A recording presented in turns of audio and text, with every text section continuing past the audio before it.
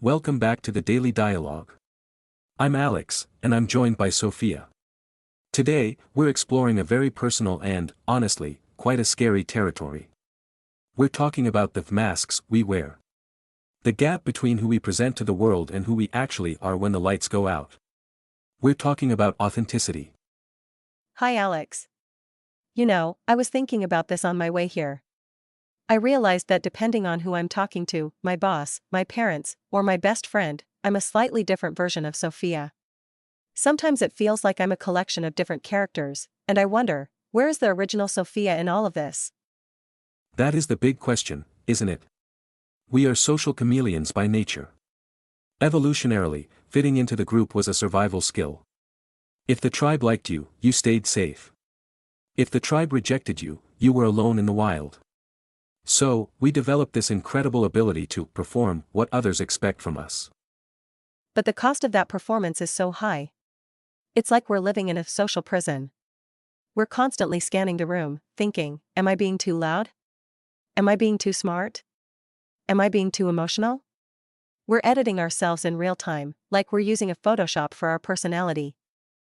Photoshop for your personality, I love that. We filter our thoughts before they even leave our mouths. This creates what psychologists call the authenticity gap. The wider that gap is, the bigger the distance between your real self and your performed self, the more anxious and depressed you become. Your soul is basically screaming because it's being ignored. I think social media has made this gap into a canyon. We don't just perform for 10 people in a room anymore, we perform for a digital audience of hundreds or thousands. We've turned our lives into a brand.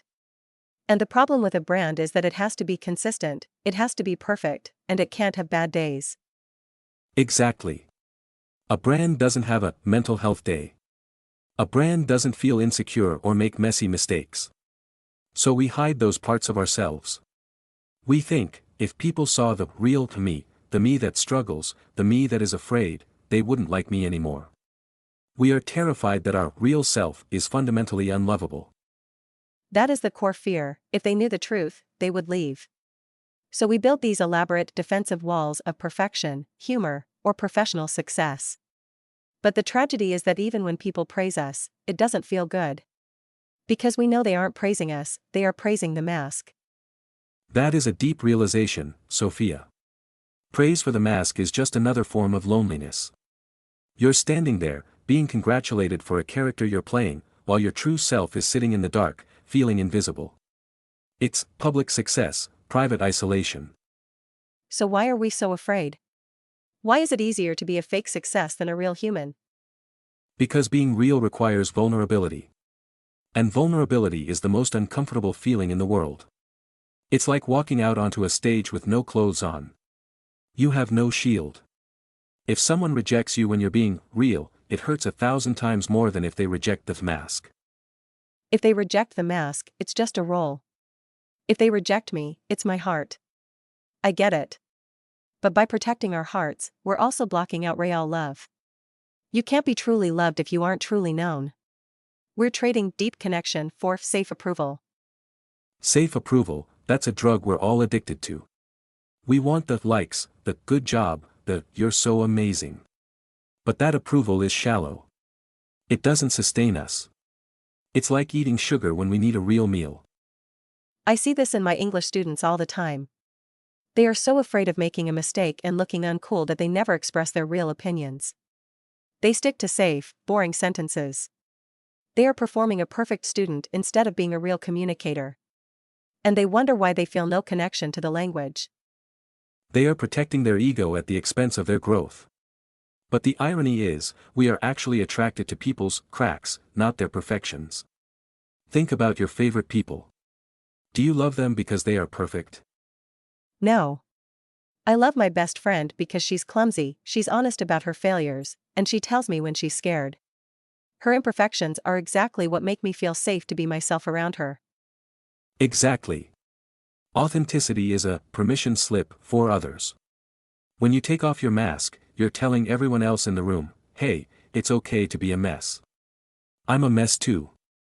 It's the most generous thing you can do for another human being. So, how do we start taking it off? If I've been wearing this mask for 20 years, I don't even know where the glue starts and my skin ends. I'm scared that if I take it off, there will be nothing underneath. That's a very common fear. But I promise you, what's underneath is far more interesting than the character you've been playing. How do we find it? Where do we start the unmasking process? That's exactly what we're going to talk about in part 2.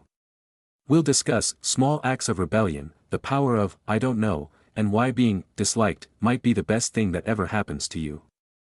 Being disliked as a goal? Laughs, my inner people pleaser is having a heart attack right now. We'll be right back to explain. Stay with us. And we are back. Before the break, Sophia, you said something that most people feel deep in their bones: my inner people pleaser is having a heart attack. The idea of being disliked feels like a death sentence to our social brain. It really does, Alex. I've spent so much energy trying to be the nice girl, the helpful colleague, the perfect daughter. If I stop doing that, I'm afraid people will think I've changed for the worse.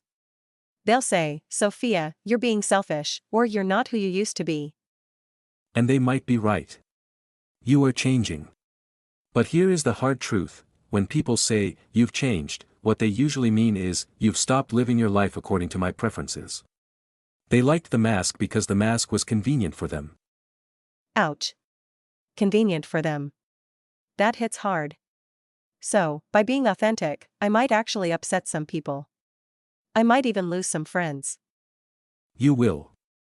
But the friends you lose were only friends with the mask anyway. They weren't friends with you. This is what I call the authenticity tax. To be yourself, you have to pay a price. That price is the approval of people who don't actually matter to your soul. The authenticity tax. I like that. It's expensive, but the alternative is internal poverty. If I keep the money but lose my soul, what's the point? So, Alex, how do we start paying this tax? How do we start being real in small, manageable ways? Start with micro-honesty. Next time someone asks for your opinion on a movie or a restaurant, and you actually hated it, don't say, it was fine. Say, actually, I didn't like it at all. It's a tiny thing, but it's a muscle. You're practicing telling the truth when the stakes are low. That sounds doable. It's like weightlifting for the soul. I start with the 2-kilogram weights of I don't like this coffee, and eventually, I can lift the 50-kilogram weight of I want to quit my job and follow my passion. Exactly. And another huge step is the radical I don't know. Perfectionists and mask wearers feel they have to have an answer for everything. They have to be the expert. But saying, I don't know, or I'm still figuring that out, is one of the most authentic things you can do. It shows you're a human being, not a Wikipedia page. I've noticed that when people say I don't know, I actually trust them more. It feels like they aren't trying to sell me something. It feels like we are on the same team, the confused human team. Exactly.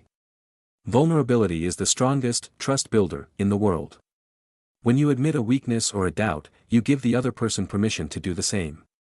You're creating a safe zone for authenticity. So, what about the fear of judgment? Every time I think about being real, I imagine a panel of judges in my head, scoring my performance. Oh, that was too emotional, -5 points. How do I fire those judges? You realize that they are imaginary judges. Most people are so busy worrying about their own performance and their own masks that they don't have time to judge yours. We think we are the main character in everyone else's movie, but we're barely an extra. Everyone is too self-absorbed to notice your cracks. That's actually a very comforting thought. No one cares about my flaws as much as I do. It's a huge relief. It's like I've been performing for an empty theater this whole time. Precisely. So, why not perform for yourself? Why not create a life that feels good on the inside, rather than one that just looks good on the outside? This is where we talk about intrinsic validation. Is that when you stop looking for likes and start looking for peace? Yes. It's the feeling you get when you've said exactly what you meant, even if it was awkward. It's the feeling of alignment. When your words, your thoughts, and your actions are all in one straight line.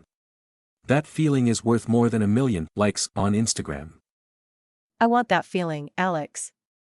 I'm tired of the jigsaw puzzle life, trying to fit into different shapes for different people. I want to be one shape, my own shape. Even if it's a weird, irregular shape that doesn't fit into every box. Weird shapes are the most interesting. A perfect circle is boring. A diamond is only beautiful because of its inclusions and its unique facets. Your weirdness is actually your gift. It's the thing that makes you you. So, if I'm an irregular diamond, how do I handle the people who want me to be a boring circle? You let them be disappointed. You have to be okay with being the villain in someone else's story if it means being the hero in your own. It sounds harsh, but you are not responsible for other people's expectations of you. You are only responsible for your own integrity. Being the hero of my own story. That's a powerful shift. I think I'm ready to start unmasking. It might be messy, it might be loud, and I might make some mistakes, but at least it will be me. And that's the most beautiful thing you can be. To our listeners, take a look at the mask you're wearing right now. Is it getting too tight? Is it getting hard to breathe? Maybe today is the day you take it off, just for a few minutes. Start with one person. One truth. One I don't know. You'll be surprised at how much easier it is to breathe once the mask is gone. Thank you for being real with me today, Sophia. I feel like I've seen more of the original you in this hour than ever before. It feels good, Alex. It feels light. Thanks for being my unmasking partner. Anytime. We'll see you in the next episode of the Daily Dialogue. Stay real, stay messy. Bye everyone. Bye.